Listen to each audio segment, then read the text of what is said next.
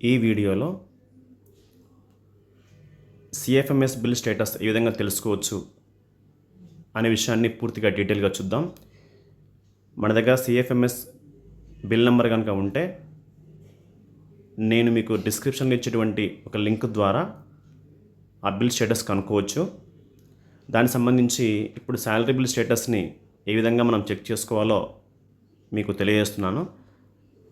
గతంలో CFMS beneficiary statement అనేటువంటి ఒక ఆప్షన్ ద్వారా 2018 నుండి ఇప్పటి వరకు మన శాలరీకి సంబంధించింది కానీ, మన మెడికల్ బిల్ సంబంధించిన కానీ, మన ఈఎల్ సంబంధించినవి కానీ ప్రతి సిఎఫ్ఎంఎస్ బిల్ నెంబర్ మనకు తెలిసేది. దాని ద్వారా మనం స్టేటస్ కనుక్కునేవాళ్ళం. అయితే మధ్యలో దాన్ని ఎనేబుల్ చేస్తూ మధ్యలో డిసేబుల్ చేస్తున్నారు కాబట్టి ప్రస్తుతానికి బెనిఫిషరీ అకౌంట్ స్టేట్మెంట్ అనే ఆప్షన్ డిజేబుల్లో ఉంది.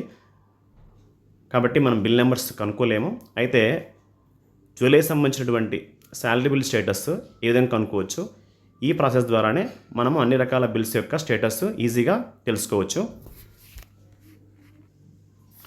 అయితే మనం ఇప్పుడు శాలరీ బిల్ స్టేటస్ కనుక్కుంటున్నాం కాబట్టి మన గూగుల్ క్రోమ్ ఓపెన్ చేసి ఏపీసీఎఫ్ఎస్ఎస్ నిధి అనేటువంటి విధంగా టైప్ చేసి ఈ విధంగా ఓపెన్ చేసుకోవాలి.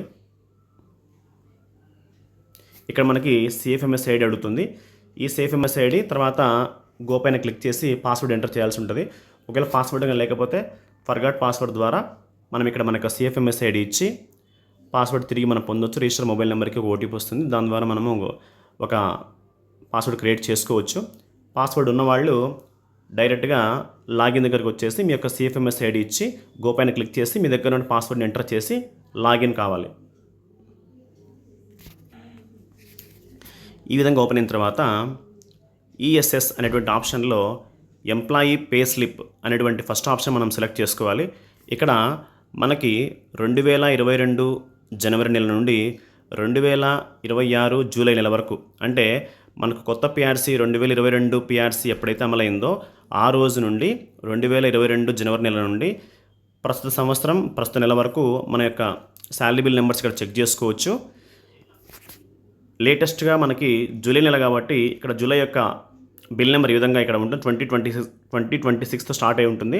ఆ బిల్ నెంబర్ తీసుకొని మనము డిస్క్రిప్షన్లో మీకు ఇవ్వబడినటువంటి లింక్ ద్వారా స్టేటస్ని ఈ విధంగా కనుక్కోవాలి. ఇప్పుడు చూద్దాం. అయితే ఇది చేయడానికి ముందుగా మన యొక్క సిఎఫ్ఎంఎస్ ఐడికి ఒక పాస్వర్డ్ మనం జనరేట్ క్రియేట్ చేసుకొని ఉండాలి.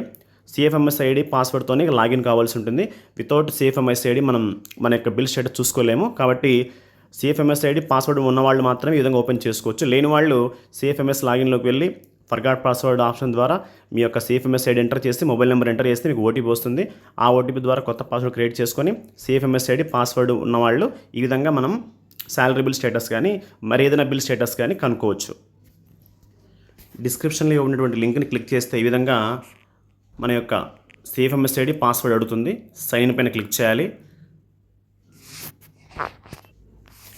ఈ విధంగా ఆ బిల్ పైన క్లిక్ చేసినప్పుడు మనకు ఆ బిల్ యొక్క ఇయర్ అదేవిధంగా బిల్ నెంబర్ అడుగుతుంది.